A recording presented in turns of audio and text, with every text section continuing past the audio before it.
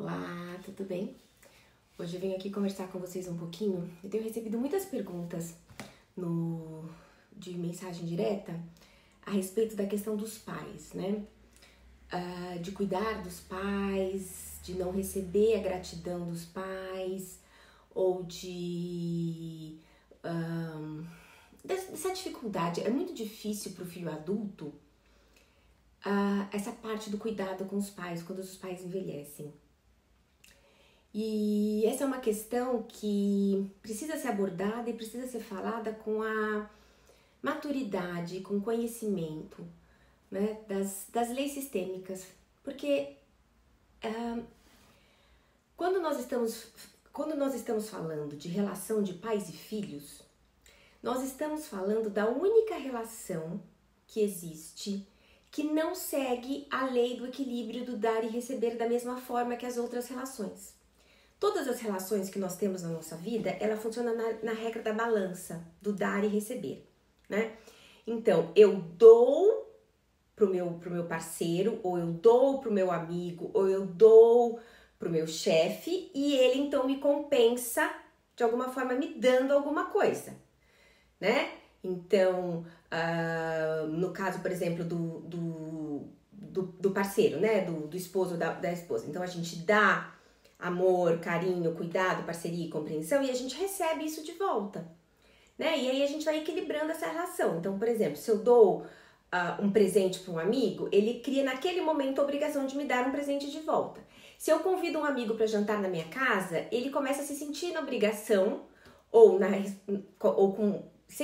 surge nele um débito, e ele então vai encontrar uma forma de me compensar, vai me convidar para jantar, vai me convidar para almoçar, alguma coisa ele vai tentar fazer para me compensar aquilo que eu dei para ele.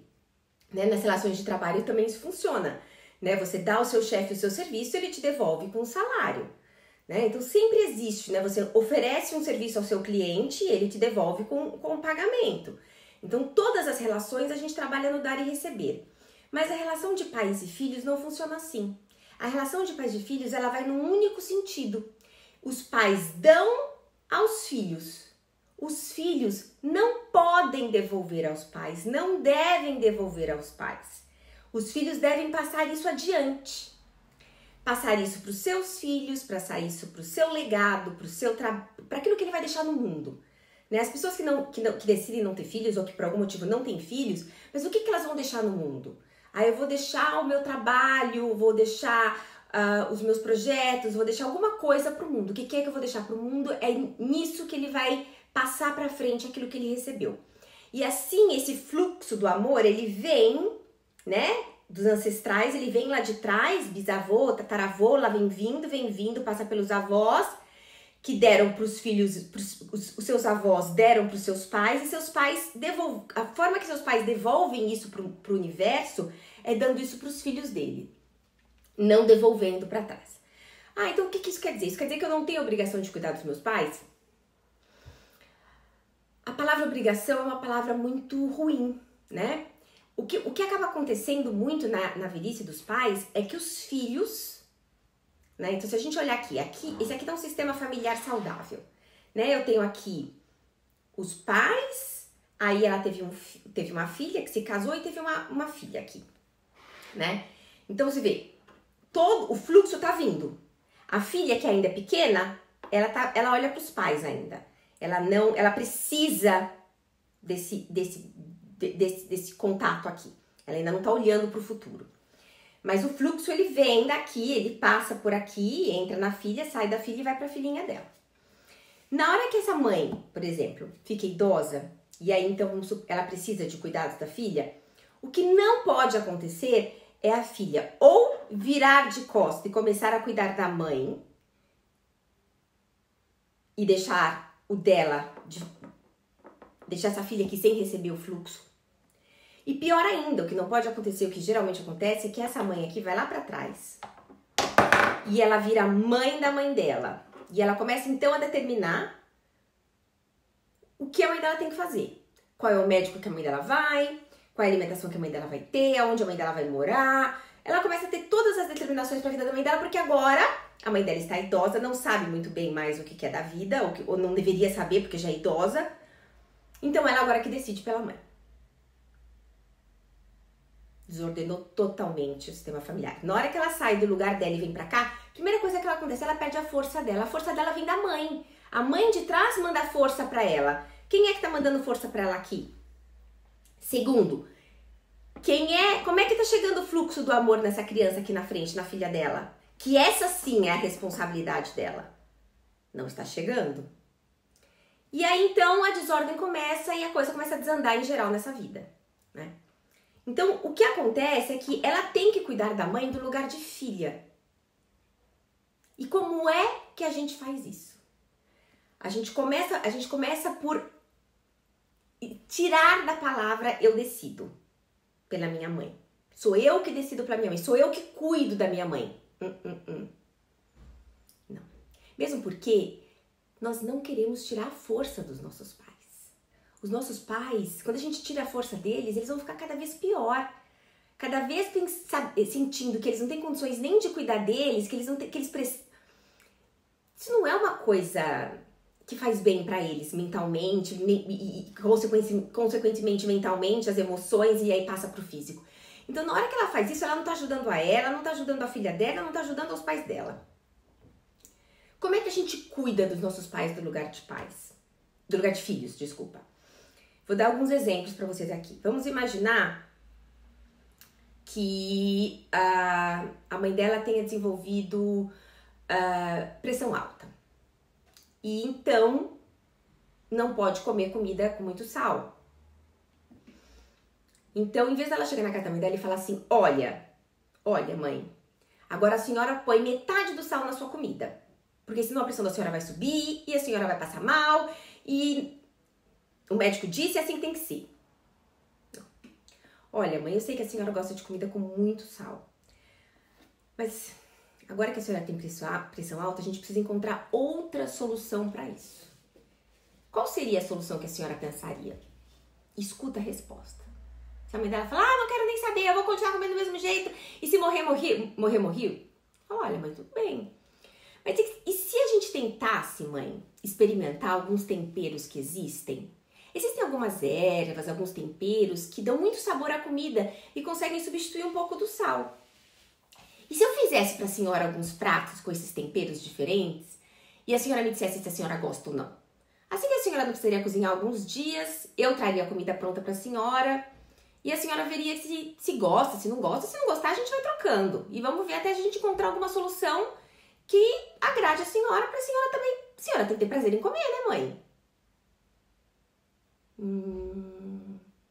Capaz que aí ela esteja mais aberta. Pode ser que no primeiro momento ela continue rejeitando, porque gato escaldado tem medo de água fria. Então, se você passou a vida inteira dizendo pra sua mãe o que ela tinha que fazer, o que não tinha que fazer, a vida inteira, né? Nesses últimos anos, né? Quando ela começou a ficar idosa, dizendo pra sua mãe o que ela tinha que fazer, o que ela não tinha que fazer, então ela vai demorar um tempinho pra confiar em você. Mas você vai tentando.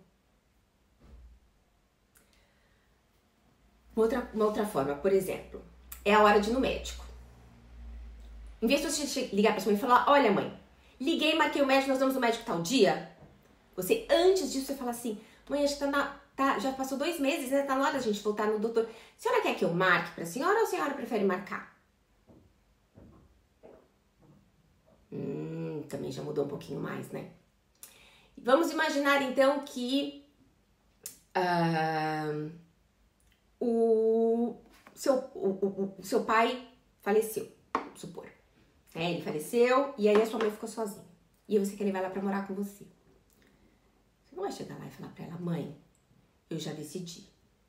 A senhora vai se mudar pra minha casa. Não. Assim não vai ser bom pra ela, não vai ser bom pra você. Mas se você chegar pra ela e falar assim, mãe, tá difícil agora, né? A senhora perdeu seu companheiro da vida inteira. Queria muito poder fazer alguma coisa pela senhora, para que eu me sentisse um pouco mais tranquila, um pouco mais em paz, de poder fazer alguma coisa para ajudar a senhora nesse momento de tanta dor. Né? Nós estamos nós duas sofrendo tanto. Vamos nos unir, Se ela não quer passar um tempo lá em casa, ficar um pouco mais perto de mim, tô precisando do meu colinho de mãe, tô querendo ficar perto da senhora, curtir a senhora, porque agora se tornou tão realidade que o tempo tá passando, sabe? Eu queria ficar juntinho da senhora mais tempo. Será que a senhora não pode vir ficar comigo? Então, assim a gente nos mantém no nosso lugar de força. Mas o que é isso, nos manter no lugar de força? Quando a gente sai do nosso lugar de força, o que isso quer dizer?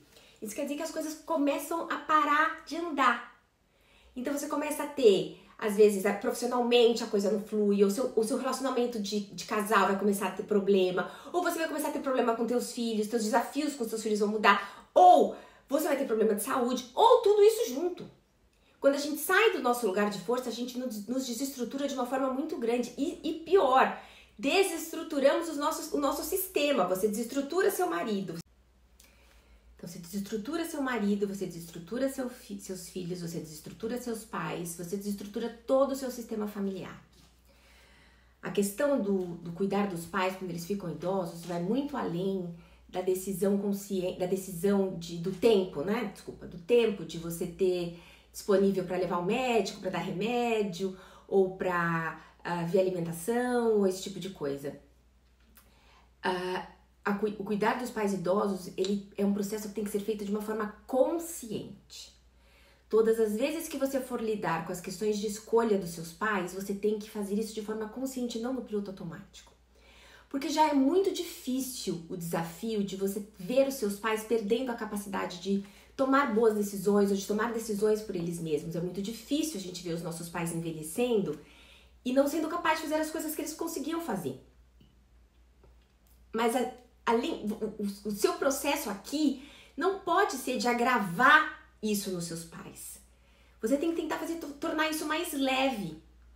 E você faz isso quando você continua sendo filho, quando você continua mostrando para eles que você, filho, apesar de toda a sociedade decretá-los inválidos, mas que você, filho, respeita aquela pessoa que ele é. Respeita que teu pai e tua mãe são grandes e que você é pequeno naquela relação. E que você respeita isso, e que você respeita eles como seres humanos.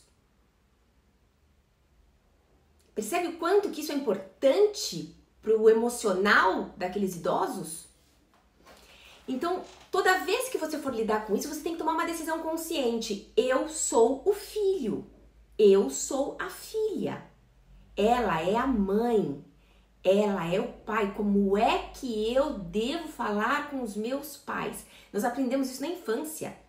A gente escutava muito dos nossos pais dizendo, não fala assim comigo, você tem que me respeitar.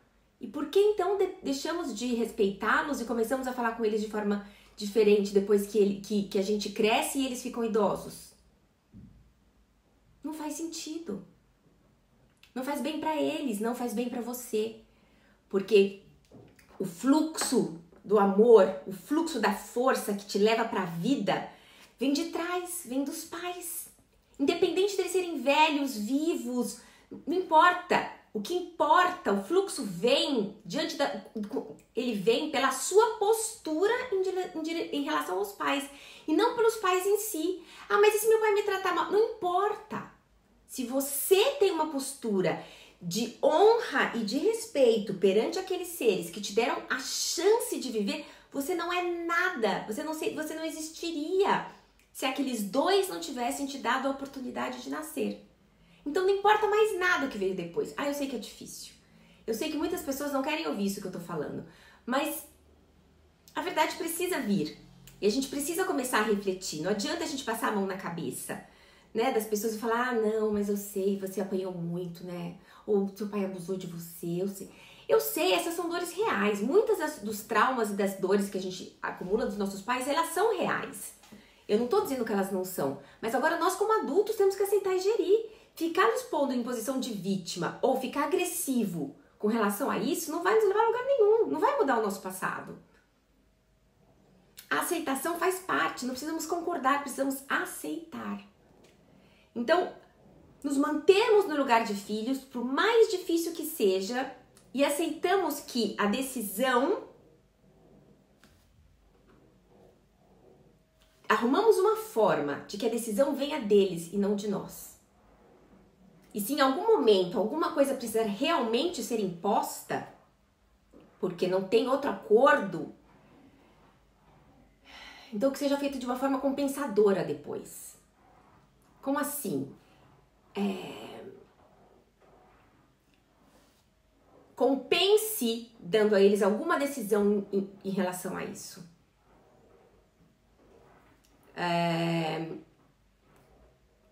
Porque se você tira dos teus pais, mostra para os teus pais que nem você, filho, acredita que eles ainda têm força, então você vai parar de receber isso aqui atrás.